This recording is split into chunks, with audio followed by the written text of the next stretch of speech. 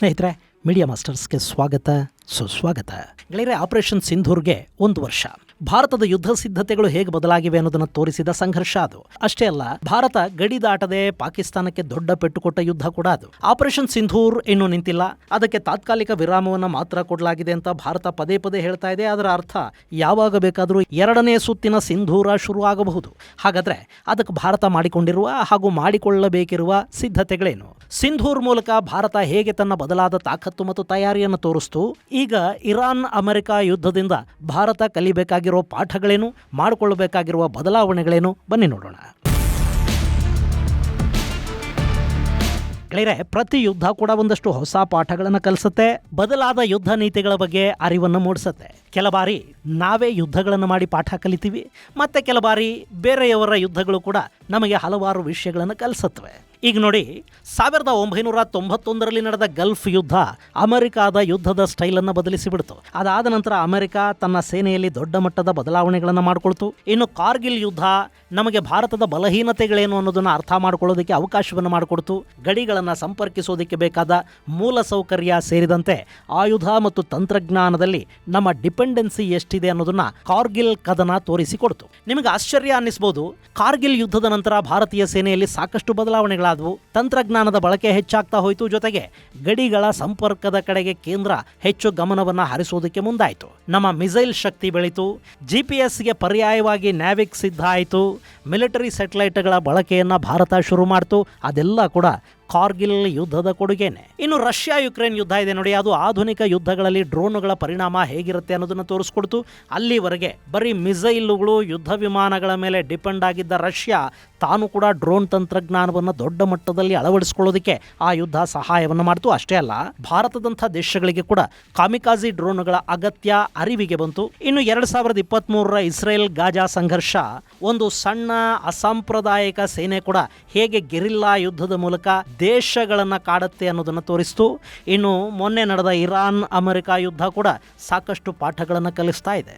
ಅದರಲ್ಲಿ ಭಾರತ ಕಲಿಬೇಕಾಗಿರೋದು ಕೂಡ ತುಂಬಾನೇ ಇದೆ. ಅದೇನು ಅನ್ನೋದನ್ನು ನೋಡೋ ಮೊದಲು ನಿಮಗೆ ಆಪರೇಷನ್ ಸಿಂಧೂರಲ್ಲಿ ಭಾರತದ ಪರಾಕ್ರಮವನ್ನು ಒಮ್ಮೆ ನೆನಪು ಮಾಡಿ ಕೊಟ್ಟುಬಿಡ್ತೀನಿ. ಗೆಳೆಯರ, ಪೆಹಲ್ಗಾಮ್ ದಾಳಿಗೆ ಪ್ರತೀಕಾರವಾಗಿ ಶುರುವಾದ ಆಪರೇಷನ್ ಸಿಂಧೂರ್ ಪಾಕಿಸ್ತಾನದ ಒಳಗನುಗ್ಗಿ ಅಲ್ಲಿನ ಭಯೋತ್ಪಾದಕ ಶಿಬಿರಗಳ ಮೇಲೆ ದಾಳಿ ಮಾಡಿ ಅವುಗಳನ್ನು ನಾಶ ಮಾಡಿತು. ಜಗತ್ತಲ್ಲಿ ಒಂದು ದೇಶ ಭಯೋತ್ಪಾದಕರಿಗೆ ಬೆಂಬಲವಾಗಿ ಸೇನೆಯನ್ನ ಯುದ್ಧಕ್ಕೆ ಕಳಿಸೋದನ್ನ ನೀವೆಲ್ಲೂ ಕೇಳಿರೋದಕ್ಕೆ ಸಾಧ್ಯನೇ ಇಲ್ಲ. ಆದರೆ ಪಾಕಿಸ್ತಾನ ತನ್ನ ನೆಲದ ಉಗ್ರರ ಪರ ನಿಂತ್ಕೊಳ್ತು. ಭಾರತದ ವಿರುದ್ಧ ಪ್ರತೀಕಾರಾತ್ಮಕ ದಾಳಿಗೆ ಮುಂದಾಯಿತು. ಕಾಶ್ಮೀರದಿಂದ ಗುಜರಾತ್ ಗಡಿಗಳವರೆಗೆ ನಿರಂತರವಾಗಿ ಭಾರತದ ಸುಮಾರು 35 ಸೇನಾ ನೆಲೆಗಳನ್ನು ಗುರಿಯಾಗಿಸಿಕೊಂಡು ಟರ್ಕಿ ನಿರ್ಮಿತ ಆಸಿಸ್ ಗಾರ್ಡ್ ಸೋಂಗಾರ್ ಡ್ರೋನ್ಗಳನ್ನು ಅಲೆಯಾಗಿ ಪಾಕಿಸ್ತಾನ ಹಾರಿಸ್ತಾ ಹೋಯಿತು. ಆದರೆ ಭಾರತದ ಏರ್ ಡಿಫೆನ್ಸ್ ಪಾಕಿಸ್ತಾನದ ಡ್ರೋನ್ಗಳಿಗೆ ಗುರಿ ತಲುಪೋದಕ್ಕೆ ಅವಕಾಶವನ್ನು ಕೊಡಲಿಲ್ಲ. ಇನ್ನು ಪಾಕಿಸ್ತಾನ ಚೈನಾ ನಿರ್ಮಿತ PL-17 ಹಾಗೂ ತನ್ನ ಫತೇಹ್ ಮಿಸೈಲ್ಗಳನ್ನು ಭಾರತದ ವಿರುದ್ಧ ಬಳಕೆ ಮಾಡಿತು. ಆದರೆ ಆ PLಗಳು ಕೂಡ ಕೆಲಸ ಮಾಡಲಿಲ್ಲ. ಇನ್ನು ದೆಹಲಿಯನ್ನು ಗುರಿಯಾಗಿಸಿಕೊಂಡು ಹಾರಿಸಿದ ಫತೇಹ್ ಬ್ಯಾಲಿಸ್ಟಿಕ್ ಮಿಸೈಲ್ ಹರಿಯಾಣದಲ್ಲಿ ಹೊಡೆದು ಹಾಕಲ್ಪಡ್ತು. ಯಾವಾಗ ಬ್ಯಾಲಿಸ್ಟಿಕ್ ಮಿಸೈಲ್ಗಳು ಭಾರತದ ವಿರುದ್ಧ ಹಾರಿದವು, ತಕ್ಷಣ ಭಾರತ ಪಾಕಿಸ್ತಾನದ 11 ವಾಯುನೆಲೆಗಳನ್ನು ಉಡೀಸ್ ಮಾಡ್ತು. ಅಲ್ಲಿಗೆ ಶತ್ರುಗಳಿಗೆ ಎಲ್ಲಿಂದ ದಾಳಿ ಮಾಡಬೇಕು ಅನ್ನೋದು ಗೊತ್ತಾಗದ ಪರಿಸ್ಥಿತಿ ನಿರ್ಮಾಣ ಆಯಿತು. ಜೊತೆಗೆ ಕಿರಾನಾ ಹಿಲ್ಸ್ನ ಬುಡಕ್ಕೆ ಕೂಡ 2 ಬ್ರಹ್ಮೋಸುಗಳು ಬಿದ್ದ ತಕ್ಷಣ ಪಾಕಿಸ್ತಾನ ಬಿಳಿ ಬಾವುಟ ಹಿಡ್ಕೊಂಡು ಕದನ ವಿರಾಮಕ್ಕೆ ಓಡ್ ಬಂತು. ಗೆಳೆಯರೆ, ಇಷ್ಟು ಹೇಳಿದ್ರೆ ತುಂಬಾ ಸಿಂಪಲ್ ಆಗಿ ಹೇಳಿದ ಹಾಗಾಗುತ್ತೆ. ಆದರೆ ಅಲ್ಲಾಗಿದ್ದಷ್ಟೇ ಅಲ್ಲ, ಭಾರತ ತನ್ನ ಈ ಹಿಂದಿನ ಯುದ್ಧಗಳಿಗೆ ಹೋಲಿಸಿದ್ರೆ ಆಪರೇಷನ್ ಸಿಂಧೂರ್ ಹೊತ್ತಿಗೆ ಸದ್ದಿಲ್ಲದೆ ಸಾಕಷ್ಟು ತಯಾರಿಗಳನ್ನು ಮಾಡಿಕೊಂಡಿತ್ತು. ಅದನ್ನು ಕೋಲ್ಡ್ ಸ್ಟಾರ್ಟ್ ಸ್ಟ್ರಾಟಜಿ ಅಂತ ಕರೀತಾರೆ. ಸದಾ ಸನ್ನದ್ಧ ಸ್ಥಿತಿಯಲ್ಲಿರುವುದು. ಅಲ್ಲಿ ಪೆಹಲ್ಗಾಮ್ ದಾಳಿ ಆಯ್ತಾ, ಭಾರತ ಯುದ್ಧಕ್ಕೆ ಸಿದ್ಧತೆಗಳನ್ನು ಮಾಡ್ಕೊಳ್ತಾ ಹೋಯ್ತು. ಮಾಕ್ ಡ್ರಿಲ್ಗೆ ಕರೆ ಕೊಟ್ಟರು. ಅಲ್ಲಿ ಡ್ರಿಲ್ ಮಾಡ್ತಾರೆ ಅಂತ ನಾವೆಲ್ಲ ಅಂದ್ಕೊತಾ ಇದ್ವಿ. ಆದರೆ ಡ್ರಿಲ್ ಆಯಿತು, ಪಾಕಿಸ್ತಾನದ ಮೇಲೆ ಅದು ಆಗೋಯ್ತು. ಅಚಾನಕ್ ಆಗಿ ಸರ್ಪ್ರೈಸಿಂಗ್ ಅಟ್ಯಾಕ್ ಅನ್ನು ಭಾರತ ಪಾಕಿಸ್ತಾನದ ಮೇಲೆ ಮಾಡ್ತು. ಈ ಮೂಲಕ ಶತ್ರುವಿಗೆ ತಯಾರಾಗೋದಕ್ಕೆ ಅವಕಾಶವನ್ನು ಕೊಡಲಿಲ್ಲ. ಆದರೆ ಹಿಂದೆ ಪರಿಸ್ಥಿತಿ ಹೀಗಿರಲಿಲ್ಲ. ನಮ್ಮ ಪಾರ್ಲಿಮೆಂಟ್ ಮೇಲೆ 2001ರಲ್ಲಿ ದಾಳಿ ಆಯಿತು ನೋಡಿ, ಅವತ್ತಿನ ಸರ್ಕಾರ ಆಪರೇಷನ್ ಪರಾಕ್ರಮ ಘೋಷಣೆ ಮಾಡ್ತು. ಆದರೆ ನಮ್ಮ ಸೇನೆ ಗಡಿಗಳನ್ನು ತಲುಪೋದಿಕ್ಕೇನೆ ಸುಮಾರು 3 ವಾರಗಳ ಕಾಲ ಬೇಕಾಯಿತು. ಇನ್ನು 2008ರಲ್ಲಿ ಮುಂಬೈ ಮೇಲೆ ದಾಳಿ ಆಯ್ತಲ್ಲ, ಆಗ ಭಾರತದ ಸರ್ಕಾರ ಏನು ಮಾಡ್ತು ಅನ್ನೋದು ನಿಮಗೆ ಗೊತ್ತಿದೆ. ಭಾರತದ ಮೇಲೆ ದಾಳಿಗಳಾದ ಆದಾಗ ಭಾರತ ರಾಜತಾಂತ್ರಿಕ ಮಾರ್ಗಗಳನ್ನು, ಮಾತುಕತೆಗಳನ್ನು, ಅಂತಾರಾಷ್ಟ್ರೀಯ ಒತ್ತಡಗಳನ್ನು ಹೇರೋ ಪ್ರಯತ್ನಗಳನ್ನು ಇಂಥವುಗಳನ್ನು ಮಾಡ್ತಾ ಇತ್ತೇ ಹೊರತು ಪ್ರತಿದಾಳಿಯ ಮೂಲಕ ಸರಿಯಾದ ಉತ್ತರ ಕೊಡೋದಕ್ಕೆ ಹೋಗಿರಲಿಲ್ಲ. ಯಾಕೆಂದರೆ ಅದಕ್ಕೆ ಬೇಕಾದ ಸದಾಕಾಲದ ತಯಾರಿ ನಮ್ಮಲ್ಲಿ ಇರ್ತಾ ಇರಲಿಲ್ಲ. ಹಾಗೆ ಗಡಿಯಲ್ಲಿ ಸೇನೆಗೆ ಸ್ವಾತಂತ್ರ್ಯವೂ ಇರಲಿಲ್ಲ. ದೆಹಲಿಯ ಆದೇಶ ಬರೋವರೆಗೆ ಅವರು ಕಾಯ್ತಾ ಇರಬೇಕಾಗ್ತಾ ಇತ್ತು. ಈಗ ಭಾರತ ಅದೆಲ್ಲವನ್ನ ಬದಲಿಸಿಕೊಂಡಿದೆ. ನಮ್ಮ ಮೇಲೆ ದಾಳಿ ಆದರೆ ನಾವು ಮಾತುಕತೆಗಳು ಅಥವಾ ವಿದೇಶಗಳಿಗೆ ಹೋಗೋದಿಲ್ಲ. ದಾಳಿ ಎಲ್ಲಿಂದ ಆಗುತ್ತೋ ಅಲ್ಲಿ ಪ್ರತಿದಾಳಿ ಮಾಡ್ತೀವಿ, ವೇಗವಾಗಿ ಮಾಡ್ತೀವಿ. ಮಾತುಕತೆಗಳಲ್ಲಿ ಅವಕಾಶ ಇಲ್ಲ ಅನ್ನೋದನ್ನ ಭಾರತ ತೋರಿಸಿಕೊಟ್ಟಿದ್ದು ಆಪರೇಷನ್ ಸಿಂಧೂರ್ ಸಮಯದಲ್ಲಿ. ಇನ್ನು ಆಪರೇಷನ್ ಸಿಂಧೂರಲ್ಲಿ ಭಾರತ ಬಿಯಾಂಡ್ ದ ವಿಜುವಲ್ ರೇಂಜ್ ಮಿಸೈಲ್ಗಳ ಬಳಕೆಯನ್ನು ದೊಡ್ಡ ಮಟ್ಟದಲ್ಲಿ ಮಾಡ್ತು. ಸ್ಕಾಲ್ಪ್, ಹ್ಯಾಮರ್, ಬ್ರಹ್ಮೋಸ್, ಆಕಾಶ್ ಹೀಗೆ ಸ್ವದೇಶಿ ಹಾಗೂ ವಿದೇಶಿ ಮಿಸೈಲ್ಗಳನ್ನು ಬಳಸೋ ಮೂಲಕ S-400, ಆಕಾಶ್, ಪಿನಾಕ ಸೇರಿದಂತೆ ವಿವಿಧ ಏರ್ ಡಿಫೆನ್ಸ್ಗಳು, ಏರ್ಕ್ರಾಫ್ಟ್ ಗನ್ಗಳನ್ನು ಕೂಡ ಬಳಕೆ ಮಾಡಿ ತನ್ನ ಮೇಲಿನ ದಾಳಿಯನ್ನು ನ್ಯೂಟ್ರಲೈಸ್ ಮಾಡ್ತಲೇ ಶತ್ರುಗಳನ್ನು ಚಚ್ಚಿ ಕೆಡವಿದ್ದು ಕೂಡ ಒಂದು ಅದ್ಭುತಾನೆ. ಆದರೆ ಇದಿಷ್ಟೇ ಇನ್ನು ಮುಂದೆ ಕೂಡ ಸಾಕಾಗುತ್ತಾ ಗೆಳೆಯರೆ? ಪಾಕಿಸ್ತಾನ ಅನ್ನೋ ರೋಗ್ ದೇಶ, ಅಲ್ಲಿ ಸರ್ಕಾರವನ್ನು ನಿಯಂತ್ರಿಸುವ ಉಗ್ರರು, ಮತಾಂಧರು, ಆಸಿಮ್ ಮುನೀರ್ ಅನ್ನೋ ಭಯೋತ್ಪಾದಕ ಸೇನಾ ಮುಖಂಡ ಇವೆಲ್ಲ ಇರುವಾಗ ಭಾರತ ಯುದ್ಧವನ್ನು ಯಾಕೆ ಮಾಡಬೇಕು ಅಂತಲ್ಲ, ಯಾವಾಗ ಮಾಡಬೇಕು ಅನ್ನೋಷ್ಟು ಸನ್ನದ್ಧ ಸ್ಥಿತಿಯಲ್ಲಿರಬೇಕಾಗತ್ತೆ. ಹಾಗೆ ಯುದ್ಧ ಭಾರತದ ಖಜಾನೆಯ ಮೇಲೆ ಹೊರೆಯನ್ನ ಕಡಿಮೆ ಮಾಡಿ ಶತ್ರುಗಳ ಖಜಾನೆಯನ್ನ ಖಾಲಿ ಮಾಡಿಸೋ ಥರ ಕೂಡ ಇರಬೇಕಾಗತ್ತೆ. ಸದ್ಯಕ್ಕೆ ಬದಲಾಗ್ತಾ ಇರೋ ಯುದ್ಧದ ಸ್ಟೈಲು ನಮಗಿದನ್ನೇ ಕಲಿಸ್ತಾ ಇರೋದು. ಈ ಹಿಂದೆ ಸೇನೆಯನ್ನ, ಆಯುಧಗಳನ್ನ ಗಡಿಯವರೆಗೆ ತಲುಪಿಸಬೇಕಾಗ್ತಾ ಇತ್ತು. ಅಲ್ಲಿಂದ ಸೇನೆ ಗಡಿ ದಾಟಿ ಹೋಗಿ ದಾಳಿಯನ್ನ ಮಾಡಬೇಕಾಗಿ ಬರ್ತಾ ಇತ್ತು. ಯುದ್ಧ ಟ್ಯಾಂಕ್ಗಳ ಬಳಕೆ ದೊಡ್ಡ ಮಟ್ಟದಲ್ಲಾಗ್ತಾ ಇತ್ತು. ಟ್ಯಾಂಕ್ಗಳಿಗೆ ಏರ್ ಫೋರ್ಸ್ ಕವರ್ ಕೊಡಬೇಕಾಗಿ ಬರ್ತಾ ಇತ್ತು. ಆದ್ರೆ ಈಗ ಹಾಗಿಲ್ಲ.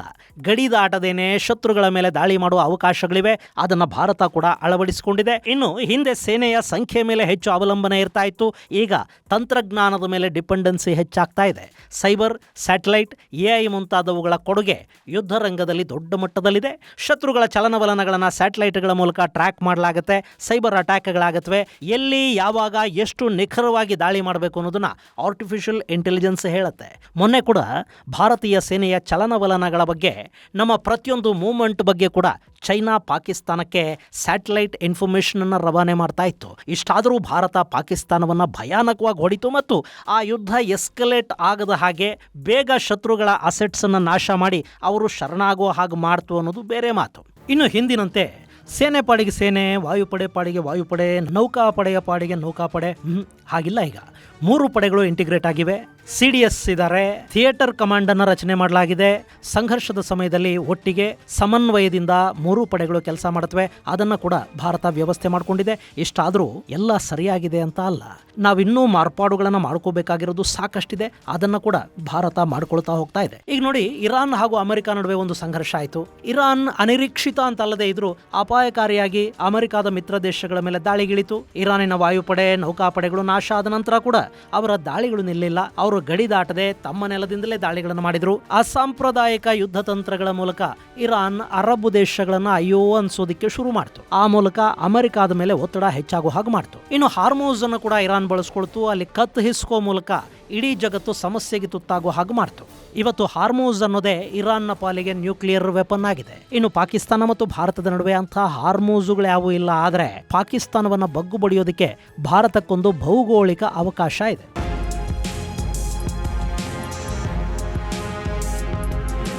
ಗೆಳೆಯರೆ, ಪಾಕಿಸ್ತಾನ ಇದೆಯಲ್ಲ, ಅದು ಉದ್ದ ಅಗಲ ಎರಡೂ ಕೂಡ ಭಾರತದ ಮಿಸೈಲ್ ವ್ಯಾಪ್ತಿಯಿಂದ ಹೊರಗಿಲ್ಲ. ಪಾಕಿಸ್ತಾನ ಉತ್ತರದಿಂದ ದಕ್ಷಿಣಕ್ಕೆ 1600 ಕಿಲೋಮೀಟರ್ ಉದ್ದ ಇದೆ. ಹಾಗೆ ಪೂರ್ವದಿಂದ ಪಶ್ಚಿಮಕ್ಕೆ 885 ಕಿಲೋಮೀಟರ್ ಅಗಲ ಇದೆ. ನಮ್ಮ ಹೊಸ ಬ್ರಹ್ಮೋಸ್ ಕ್ರೂಸ್ ಮಿಸೈಲ್ನ ವ್ಯಾಪ್ತಿಗೆ ಪಾಕಿಸ್ತಾನದ ಅಷ್ಟೂ ಭೂಭಾಗ ಬರುತ್ತೆ. ಎಲ್ಲಿಗೆ ಬೇಕಾದರೂ ಯಾವಾಗ ಬೇಕಾದರೂ ಭಾರತ ಬ್ರಹ್ಮೋಸ್ ಅನ್ನು ನುಗ್ಗಿಸಿ ಬಿಡಬಹುದು.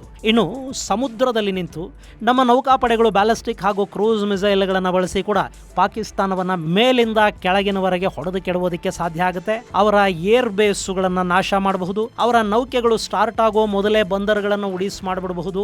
ಪಾಕಿಸ್ತಾನದ ಭೌಗೋಳಿಕತೆ ಭಾರತಕ್ಕೆ ಅಂಥದ್ದೊಂದು ಅದ್ಭುತ ಅವಕಾಶವನ್ನು ಕೊಡುತ್ತೆ. ಆದರೆ ಸನ್ನದ್ಧತೆ ಅನ್ನೋದು ಭಾರತಕ್ಕಿರಬೇಕು ಅಷ್ಟೇ. ಇನ್ನು ಇರಾನ್ ಯುದ್ಧದಲ್ಲಿ ಗಮನಾರ್ಹವಾಗಿ ಕಾಣಿಸ್ಕೊಂಡಿದ್ದು ಅವರ ಮಿಸೈಲ್ಗಳಲ್ಲ, ಬದಲಿಗೆ ಡ್ರೋನ್ಗಳು. ಇರಾನ್ ಸಾಕಷ್ಟು ಮಿಸೈಲ್ಗಳನ್ನು ದಾಳಿಗೆ ಬಳಸ್ತು ಅನ್ನೋದು ನಿಜ. ಆದರೆ ಅದಕ್ಕಿಂತ ಹೆಚ್ಚಾಗಿ ಶಾಹೀದ್ ಡ್ರೋನ್ಗಳ ಬಳಕೆ ಆಯಿತು. ಗೆಳೆಯರೆ, $25,000 ರಿಂದ $30,000 ಮೌಲ್ಯದ ಡ್ರೋನ್ ಒಂದನ್ನು ನ್ಯೂಟ್ರಲೈಸ್ ಮಾಡೋದಕ್ಕೆ ಶತ್ರುಗಳು $2-3 ಮಿಲಿಯನ್ ಮೌಲ್ಯದ ಮಿಸೈಲ್ ಅನ್ನ ಬಳಸ್ತಾ ಹೋದ್ರೆ ಬೇಗ ಅವರ ಖಜಾನೆ ಖಾಲಿ ಆಗ್ತಾ ಹೋಗುತ್ತೆ. ಇರಾನ್ ಡ್ರೋನ್ಗಳ ಮೂಲಕ ಅರಬರ ತೈಲ ಸೌಲಭ್ಯಗಳನ್ನ ನಾಶ ಮಾಡ್ತಾ ಹೋಯ್ತಲ್ಲ, ಆಗ ಇರಾನ್ ವಿರುದ್ಧ ಏರ್ ಡಿಫೆನ್ಸ್ಗಾಗಿ ಪೇಟ್ರಿಯಾಟ್ ಮಿಸೈಲ್ಗಳನ್ನ ಬಳಕೆ ಮಾಡಲಾಯಿತು. ಆ ಮಿಸೈಲಿಗೆ ಒಂದೊಂದಕ್ಕೆ $4 ಮಿಲಿಯನ್ ಖರ್ಚಾಗ್ತಾ ಇರುತ್ತೆ. ಇರಾನ್ ಬರೀ 35,000 ಅಂದ್ರೆ ಮಿಸೈಲ್ನ 1% ಬೆಲೆಯ ಡ್ರೋನ್ಗಳಿಂದ ದಾಳಿ ಮಾಡ್ತಾ ಹೋಯ್ತು. ಸೊ ದೊಡ್ಡ ನಷ್ಟ ಅಲ್ಲಿ ಡಿಫೆನ್ಸಿವ್ ಮೋಡಲ್ಲಿರೋ ದೇಶಕ್ಕೆ ಆಯಿತು. ಇದು ಇಲ್ಲಿ ನಮಗೆ ಹೇಳೋ ಪಾಠ ಏನು ಅಂದರೆ, ಭಾರತ ತನ್ನ ಅಟ್ಯಾಕಿಂಗ್ ಡ್ರೋನ್ಗಳ ಸಂಖ್ಯೆಯನ್ನು ಮತ್ತಷ್ಟು ಹೆಚ್ಚು ಮಾಡ್ಕೋಬೇಕು ಅನ್ನೋದು. ಸದ್ಯಕ್ಕೆ ನಮ್ಮಲ್ಲಿ ಲಾಯ್ಟರಿಂಗ್ ಮ್ಯುನೇಷನ್ಗೆ ಯಾವ ಬರಾನೂ ಇಲ್ಲ. ಇಡೀ ಪಾಕಿಸ್ತಾನದ ಆಕಾಶವನ್ನು ತುಂಬಿಬಿಡುವಷ್ಟು ಲಾಯ್ಟರಿಂಗ್ ಮ್ಯುನೇಷನ್ಸ್ ಅಥವಾ ಸಣ್ಣ ಕಾಮಿಕಾಜಿಗಳು ಭಾರತದ ಬಳಿ ಇವೆ. ಆದರೆ ಅದರ ಜೊತೆ ಸ್ವಲ್ಪ ಲಾಂಗ್ ರೇಂಜ್ ಅಟ್ಯಾಕಿಂಗ್ ಡ್ರೋನ್ಗಳನ್ನು ಕೂಡ ಭಾರತ ಇಲ್ಲಿ ಸಿದ್ಧ ಮಾಡ್ಕೋಬೇಕಾಗುತ್ತೆ. ನಾವು ಇಸ್ರೇಲಿನ ಡ್ರೋನ್ಗಳನ್ನು, ಅಮೆರಿಕಾದ ಡ್ರೋನ್ಗಳನ್ನು ಬಳಸ್ತಾ ಇದ್ದೀವಿ. ಅವು ಕೂಡ ಕಾಸ್ಟ್ಲಿ ಆಗುತ್ತವೆ. ಹೀಗಾಗಿ ಭಾರತ ಶೇಷನಾಗ್ 150 ಡ್ರೋನ್ಗಳನ್ನು ಸಿದ್ಧ ಮಾಡ್ಕೊಳ್ತಾ ಇದೆ. ಅದರ ಬೆಲೆ ಸುಮಾರು $20,000-25,000 ಆಗುತ್ತೆ. ಇದು ಶಾಹೀದ್ ಅಥವಾ ಟರ್ಕಿ ಪಾಕಿಸ್ತಾನಕ್ಕೆ ಕೊಡ್ತಾ ಇರೋ ಡ್ರೋನ್ ಥರ ಅಲ್ಲ. ಸಂಪೂರ್ಣವಾಗಿ AI ತಂತ್ರಜ್ಞಾನ ಆಧಾರಿತ ಅಡ್ವಾನ್ಸ್ಡ್ ಅಟ್ಯಾಕಿಂಗ್ ಡ್ರೋನ್ ಇದು. 25-40 kg ತೂಕದ ವಾರ್ ಹೆಡ್ ಅನ್ನು ಹೊತ್ಕೊಂಡು 1,000 ಕಿಲೋಮೀಟರ್ಗಿಂತಲೂ ಅಧಿಕ ರೇಂಜ್ ಅನ್ನ ಇದು ತಲುಪುತ್ತೆ. ಸ್ವಾಮ್ ಡ್ರೋನ್ ಅಟ್ಯಾಕ್ಗೆ, ಶತ್ರುಗಳ ಏರ್ ಡಿಫೆನ್ಸ್ ಅನ್ನು ನಾಶ ಮಾಡೋದಕ್ಕೆ ಇದು ದೊಡ್ಡ ಮಟ್ಟದಲ್ಲಿ ಬಳಕೆ ಆಗುತ್ತೆ. ಅಷ್ಟೇ ಅಲ್ಲ, ಅವರ ಡ್ಯುಯಲ್ ಪರ್ಪಸ್ ಅಸೆಟ್ಸ್ ಅನ್ನು ಕೂಡ ಇದರಿಂದ ಸುಲಭವಾಗಿ ಟಾರ್ಗೆಟ್ ಮಾಡೋದಕ್ಕೆ ಸಾಧ್ಯ ಆಗುತ್ತೆ. ಇದು ಸದ್ಯಕ್ಕೆ ಅಭಿವೃದ್ಧಿಯ ಹಂತದಲ್ಲಿದೆ. ಇನ್ನು ಇತ್ತೀಚೆಗೆ ಭಾರತದ ಬಹುತೇಕ ಮಿಲಿಟರಿ ಒಪ್ಪಂದಗಳು ಕೂಡ ಡ್ರೋನ್ಗಳಿಗೆ ಅತಿ ಹೆಚ್ಚು ಮಹತ್ವವನ್ನು ಕೊಡ್ತಾ ಇರೋದನ್ನ ನಾವಿಲ್ಲಿ ಕಾಣ್ತಾ ಇದ್ದೀವಿ. ಇದರ ಜೊತೆ ಶತ್ರುಗಳ ಡ್ರೋನ್ಗಳನ್ನು ನಿಯಂತ್ರಿಸೋದಕ್ಕೆ ಕೂಡ ಭಾರತ ದೊಡ್ಡ ಮಟ್ಟದ ವ್ಯವಸ್ಥೆಗಳನ್ನು ಮಾಡಿಕೊಳ್ತಾ ಇದೆ. ಒಂದಷ್ಟು ಖಾಸಗಿ ಕಂಪನಿಗಳು ಆಂಟಿ ಡ್ರೋನ್ ಸಿಸ್ಟಮ್ಗಳನ್ನು ಮಾಡ್ತಾ ಇವೆ. ಹಾಗೆ ಸಕ್ಷಮ್ ಹಾಗೂ DRDO ಅಭಿವೃದ್ಧಿಪಡಿಸಿರುವ D4 ಸಿಸ್ಟಮ್ಗಳು ಮುಂದಿನ ದಿನಗಳಲ್ಲಿ ಶತ್ರುಗಳ ಡ್ರೋನ್ ದಾಳಿಯನ್ನು ಎದುರಿಸೋದಕ್ಕೆ ಗಡಿಯಲ್ಲಿ ನಿಲ್ಲುತ್ತವೆ. ಸಕ್ಷಮ್ ಈಗಾಗಲೇ ಕಾರ್ಯನಿರ್ವಹಿಸ್ತಾ ಇದೆ. ಅವುಗಳ ಸಂಖ್ಯೆಯನ್ನು ಮತ್ತಷ್ಟು ಹೆಚ್ಚು ಮಾಡೋ ಪ್ರಯತ್ನಗಳು ನಡೀತಾ ಇವೆ. ಇನ್ನು ಮಿಸೈಲ್ ಶಕ್ತಿಯನ್ನು ಕೂಡ ಭಾರತ ದಿನೇ ದಿನೇ ಹೆಚ್ಚು ಮಾಡ್ಕೊಳ್ತಾ ಹೋಗ್ತಾ ಇದೆ. ಬ್ಯಾಲಿಸ್ಟಿಕ್ ಮಿಸೈಲ್ಗಳು, ಸೂಪರ್ಸಾನಿಕ್ ಮಿಸೈಲ್ಗಳ ಜೊತೆ ಹೈಪರ್ಸಾನಿಕ್ ಮಿಸೈಲ್ಗಳನ್ನು ಕೂಡ ತಯಾರು ಮಾಡಿಕೊಳ್ಳೋ ಮೂಲಕ ಭಾರತ ರಷ್ಯಾ, ಚೈನಾ ಮತ್ತು ಅಮೆರಿಕಾಗಳಂತಹ ಬಲಿಷ್ಠ ದೇಶಗಳ ಸಾಲಿಗೆ ಸೇರ್ಪಡೆ ಆಗಿದೆ. ಬ್ರಹ್ಮೋಸ್ನ ರೇಂಜ್ ಮತ್ತಷ್ಟು ಹೆಚ್ಚಾಗಿದೆ. ಮುಂದಿನ ದಿನಗಳಲ್ಲಿ ಇನ್ನೊಂದು ಯುದ್ಧ ಆದರೆ ಭಾರತದ ಮಿಸೈಲುಗಳು ಶತ್ರು ನೆಲವನ್ನು ನಿರ್ದಾಕ್ಷಿಣ್ಯವಾಗಿ ಪುಡಿ ಮಾಡುತ್ತವೆ.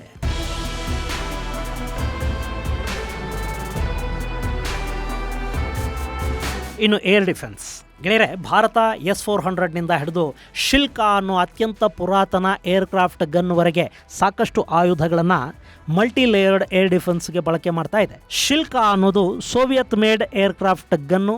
ಸಾಕಷ್ಟು ದೇಶಗಳು ಅದನ್ನು ಶಿಲಾಯುಗದ ವೆಪನ್ನು ಅಂತ ಪಕ್ಕಕ್ಕೆಸೆದಿವೆ. ಬಹುಶಃ ರಷ್ಯಾ ಕೂಡ ಅದನ್ನು ಬಳಸ್ತಿಲ್ಲ ಅನಿಸುತ್ತೆ. ಆದರೆ ಭಾರತ ಅದನ್ನು ಮಾಡಿಫೈ ಮಾಡಿದೆ. ರೆಡಾರ್ನ ಜೊತೆಗೆ ಅದನ್ನು ಕನೆಕ್ಟ್ ಮಾಡಿ ಆಟೋಮೇಷನ್ ವ್ಯವಸ್ಥೆಯನ್ನು ಮಾಡಿದೆ.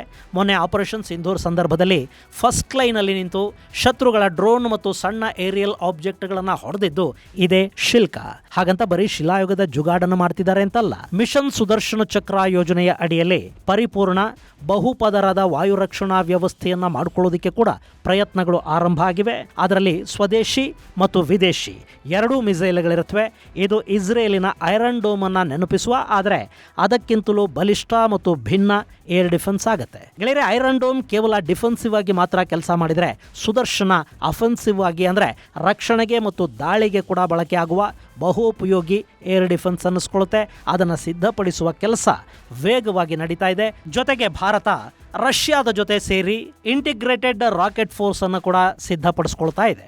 ಇದೆಲ್ಲದರ ಜೊತೆ ನಮ್ಮ ವಾಯುಪಡೆಯನ್ನು ಮತ್ತಷ್ಟು ಬಲಿಷ್ಠಗೊಳಿಸೋದಕ್ಕೆ ಅಗತ್ಯ ಇರೋ ಯುದ್ಧ ವಿಮಾನಗಳನ್ನು ಬೇಗ ತುಂಬಿಕೋಬೇಕು. ಅದರ ಜೊತೆ ನಮ್ಮಲ್ಲೇ ಯುದ್ಧ ವಿಮಾನಗಳ ತಯಾರಿ ಕೂಡ ಆಗಬೇಕು. ನೌಕಾಪಡೆಯ ಬಲವನ್ನು ಹೆಚ್ಚು ಮಾಡೋ ಕೆಲಸ ದೊಡ್ಡ ಮಟ್ಟದಲ್ಲಿ ನಡೀತಾ ಇದೆ. ಅದರ ಜೊತೆ ವಾಯುಪಡೆಗೂ ಕೊರತೆಗಳಿಲ್ಲದ ಹಾಗಾದರೆ ಭಾರತ, ಪಾಕಿಸ್ತಾನ ಏನು ಈ ಬಾರಿ ಚೈನಾ ಬಂದರೂ ಹೊಸಕಿ ಹಾಕುವ ಉತ್ಸಾಹವನ್ನು ಪಡ್ಕೊಳ್ಳುತ್ತೆ. ಇದು ಗೆಳೆಯರೆ, ಆಪರೇಷನ್ ಸಿಂಧೂರ್ ನಂತರ ಭಾರತ ಮಾಡಿಕೊಳ್ತಾ ಇರೋ ಬದಲಾವಣೆಗಳ ಕುರಿತಾದ ಒಂದಷ್ಟು ಮಾಹಿತಿ. ಮುಂದಿನ ಸಂಚಿಕೆಯಲ್ಲಿ ಮತ್ತಷ್ಟು ವಿಶೇಷಗಳ ಜೊತೆ ಮತ್ತೆ ಭೇಟಿಯಾಗೋಣ. ಅಲ್ಲಿವರೆಗೆ ಜೈ ಹಿಂದ್, ಜೈ ಕರ್ನಾಟಕ.